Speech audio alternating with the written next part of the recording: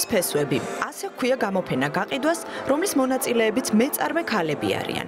ქალები განსხვავებული ბიოგრაფიით და საერთო საქმით. ისინი სპეციალურად ამ დღისთვის საქართველოს სხვადასხვა კუთხიდან ჩამოვიდნენ იმისთვის, რომ საკუთარი ხელნაკეთი ნივთები საზოგადოებას გააცნონ. ეროვნული ბიბლიოთეკის საგამოფენო სივრცე ერთი დღით სწორედ მათ 50-მდე ხელოვან ქალს დაეთმო. კინუსაიგა, ასე ჰქვია იაპონურ ტექნიკას, რომლითაც ეს ნამუშევრებია შექმნილი. მათი ავტორი ნესტან ავალიანი საქართველოში ერთადერთია, რომელიც იშვიათი ტექნიკით ქსოვილებისგან მოზაიკის შექმნით 3 წლის წინ დაინტერესდა და საკუთარი შემოქმედების წარსადგენად თბილისში ბათუმიდან ჩამოვიდა. 3 წლის წინ დავჭი უმუშევარი და აი სამსახურების ძიებაში სრულიად შემთხვევით ინტერესში შემხვდა სახელი კინუსაიგა. აი გავადიდე ნახატი და მეც კი ამას გავაკეთებ. ჩემი ბებიას აივანია იმერეთში, ჩემი ბებიას ბოსტის ჭიშკარი. აი, ჩემი მოგონებებია, ბათუმური კარებებია, ჩემი ბათუმის მაგნოლიებია. ყველა არის რაღაცასთან დაკავშირებული. ძალიან დიდი რელაქსია ამის გაკეთება და ძალიან ბედნიერება ჯერს რომ ამ კედლებში ვარ. ეს აი ალბათ სიზმრის სფეროა ჩემთვის, იმიტომ რომ არასოდეს არ ყოფილვარ ამ სფეროში. სამკაულები, აქსესუარები და სუვენირები ეროვნული თემატიკით. ვენახი ღვინო და ქვევრი გახდა შთაგონების წყარო ამ ნამუშევრების ავტორისთვის, რომელმაც ვაზის 8000 წლოვანი ისტორია ბუნებრივი ქვებით თითბერში, ბრინჯაოსა და ვერცხლში გააცოცხლა. ვაზი და მტევანი და ქვევრი საქართველოში ეხლა ვინმე რო შექმნას ეს არ არის გასაკვირი ნამდვილად, იმიტომ რომ ჩვენ ვართ ვაზის და მტევნის ქვეყანა და ძალიან ბევრს შეიძლება მოუვიდეს ეს ინსპირაცია, მაგრამ ყველას აქვს თავისი ხელწერა. გამოფენებზე ბოლო პერიოდში დავიწყე სიარული და ძალიან მნიშვნელოვანია გავიცანი უამრავი ხელოვანი ადამიანი, ვისაც აქ ხედავთ, ეს არის მხოლოდ ალბათ ზღვაში წვეთი.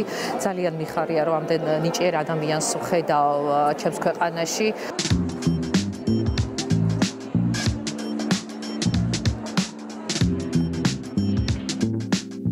ეროვნული ბიბლიოთეკის საგამოფენო სივრცის თითოეულ სტუმარს საკუთარი გემოვნების და ინტერესის მიხედვით საინტერესო ხელნაკეთი ნივთის მოძებნა არ გაჭირვებია.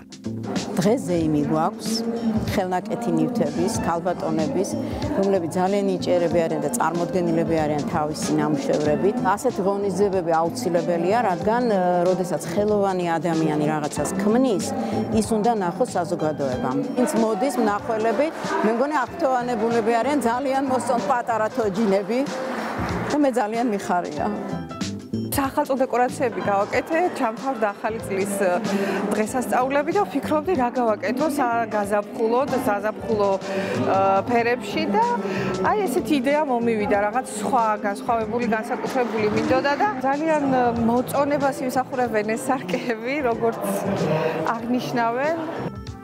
ვინც უამრავი საინტერესო ნივთის დეტალურად დათვალიერება ვერ მოასწრო, მეწარმე ქალებზე ინფორმაციას და მათი ნამუშევრების გაცნობას კატალოგითაც შეძლებს.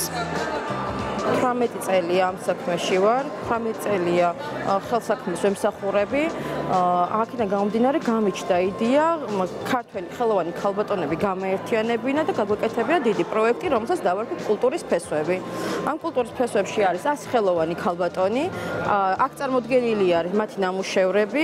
მე ვარ პროფესიით ხატვარ დიზაინერი, მუშაობ მინანქარზე, წლებია უკვე და დაიბეჭდა ეს კატალოგი, სადაც შესულია ეს ხელოვანი ქალბატონების ნამუშევრები, რაღაც მოკლე ბიოგრაფია და მინას დაიდებს აქ ეროვნულ ბიბლიოთეკაში, ეს ძალიან სასიამოვნოა. გამოფენის მონაწილეების უმეტესობა ახალბედა ხელოვანია, რომლებმაც საყვარელი საქმე შემოსავლის ძირითად წყაროდ აქციეს. მსგავსი გამოფენები კი შემოქმედებითი საქმის გასაგრძელებლად მნიშვნელოვან მოტივაციად.